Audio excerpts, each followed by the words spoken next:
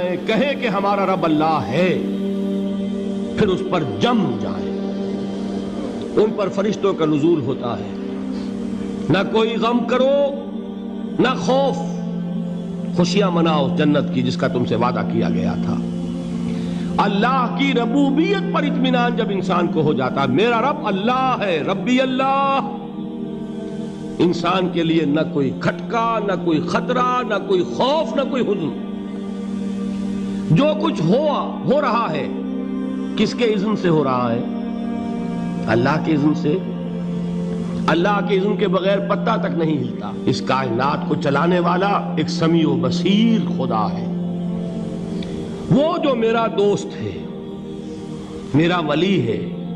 اللہ ولی الذین آمنوا یخرجہم من الظلمات الی النور۔ اللہ اہل ایمان کا ولی ہے، ساتھی ہے، پشت پناہ ہے، مددگار ہے، حمایتی ہے۔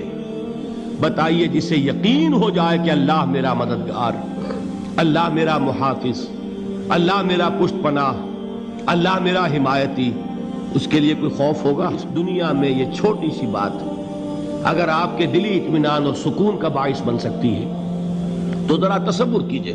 میں لفظ تصور استعمال کروں گا صرف اس لیے کہ اس کا ہم جس کو کہتے ہیں ادراک اور شعور کر نہیں سکتے، اگر کے ساتھ کر سکتے۔ اگر یقین ہو کہ اللہ میرا مددگار اور یقین ہو کہ اللہ ہر آن میرے ساتھ ہے، پھر کوئی خوف، کس کا خوف؟ کوئی شے اللہ سے بالا تر ہے؟ کوئی قوت اس سے زیادہ طاقتور ہے؟ کوئی اس کے ارادے کو بدلنے والا ہے؟ کوئی اس کی مشیت کے آڑے آنے والا ہے؟ یہی بات ہے جو حضور نے فرمائی۔ یہ ایمان کا حاصل ہے لب لباب، کہ دیکھو اچھی طرح اس بات کو ذہن نشین کر لو، اگر تمام انسان مل کر تمہیں کوئی نقصان پہنچانا چاہے نہیں پہنچا سکتے، مگر جو کچھ اللہ نے لکھ دیا ہو، اور تمام انسان مل کر تمہیں کوئی نفع پہنچانا چاہے نہیں پہنچا سکتے، مگر وہ شے جو اللہ نے طے کر دی۔ آپ پھر میں کہوں گا ذرا طاری کیجئے، اسے فرض کیجئے، اسے سوچئے۔ اگر اس حدیث پر ہمارا دل ٹھکا ہوا ہو تو کسی سے ڈر ہوگا؟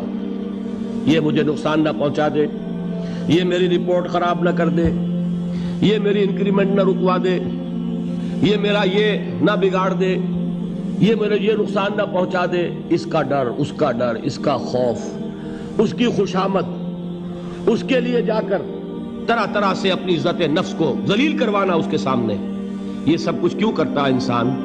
جب سمجھتا ہے کہ اس کے ہاتھ میں میرا کوئی نفع ہے، اس کے ہاتھ میں میرے لیے کوئی ضرر ہے، یہ مجھے کوئی غضب پہنچا سکتا ہے، یہ مجھے کوئی نقصان پہنچا سکتا ہے، یہ میرا کوئی کام بنا سکتا ہے، یہ میری کوئی ضرورت پوری کر سکتا ہے۔ اسی کا نام شرک ہے۔ جہاں آپ نے یہ سمجھا کہ غیر اللہ کے اندر کوئی طاقت موجود ہے، وہی شرک ہے۔ بتوں سے تجھ کو امیدیں، خدا سے نومیدی، مجھے بتا تو صحیح اور کافری کیا ہے؟ شرک تو یہ ہے۔ جس پر بھی تمہیں یہ خیال ہے، کلمہ ہے یہ کلمہ سوم، لا حول ولا قوت الا باللہ، کسی شے میں کوئی تاثیر نہیں اگر اللہ نہ چاہے، آگ جلا نہیں سکتی اگر اللہ نہ چاہے، پانی ڈبو نہیں سکتا اگر اللہ نہ چاہے، زہر ہلاک نہیں کر سکتا اگر اللہ نہ چاہے، کوئی چیز فائدہ نہیں پہنچا سکتی اگر اللہ نہ چاہے۔ تو در در پہ کیوں سر جھکاتے ہو؟ در در پر کیوں جبیں سائی کرتے ہو؟ سب کے سامنے کیوں ہاتھ پھیلاتے ہو؟ ایک اللہ سے مانگو، ایک اللہ کے سامنے زمین پر اپنی جبین رکھو۔ لا فاعل فی الحقیقت ولا مؤثر الا اللہ۔ نظر آتا ہے ہمیں کہ پانی پیاس بجھا دیتا ہے، پیاس بجھانے کی صلاحیت پانی میں نہیں ہے، اللہ کے اذن سے۔ کھانا بھوک مٹا دیتا ہے، بھوک مٹانے کی صلاحیت کھانے میں نہیں ہے، اذن رب میں ہے۔ دیکھیے یہی یقین تھا حضرت موسیٰ علیہ السلام کا واقعہ یاد کیجئے۔ سامنے سمندر آ گیا ہے، قوم دیکھتی ہے پیچھے کہ گرد و غبار کا طوفان ہے، معلوم ہوا کہ فرعون اپنے لشکر سمیت آ گیا ہے۔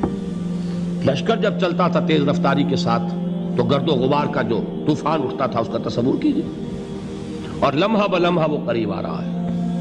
پوری قوم نے کیا کہا ہے؟ اے موسیٰ انا لمدرکون، اے موسیٰ ہم کو پکڑے گئے۔ قرآن مجید نے تو یہاں وہ باتیں نہیں لکھی ہے، لیکن تورات میں یہ درج ہے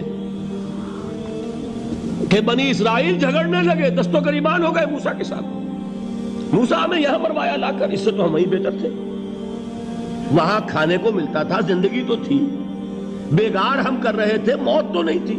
اب جو کچھ ہوگا اس کا تصور کرو، جس طریقے سے ہمارے ٹکڑے اڑائے جائیں گے۔ تو لڑ رہے ہیں حضرت موسیٰ علیہ السلام سے، یہ تورات کی تفصیل ہے۔ قرآن میں صرف اتنا آیا ہے، پریشان ہو کر انہوں نے کہا انا لمدرکون، موسیٰ ہم تو پکڑے گئے۔ اس وقت موسیٰ کا جواب کیا ہے؟ کلا ان معی ربی سیہدین، نہیں، میرے ساتھ میرا رب ہے، وہ راستہ دے گا۔ بتائیے کہاں راستہ نظر آ رہا ہے؟ یہ ہے ایمان بالغیب۔ راستہ نظر نہ آئے تب اللہ پر یقین ایمان ہے۔ جیب میں پیسے ہوں اور تب دل کو اطمینان ہے تو ایمان کس پر ہوا؟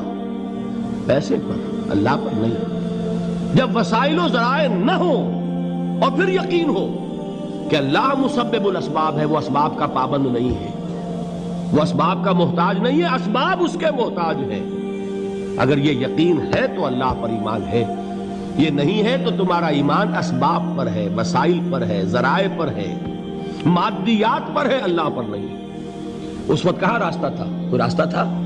سمندر ہے اور ادھر سے لشکر آ گیا ہے۔ کلا ان معی ربی سیہدین۔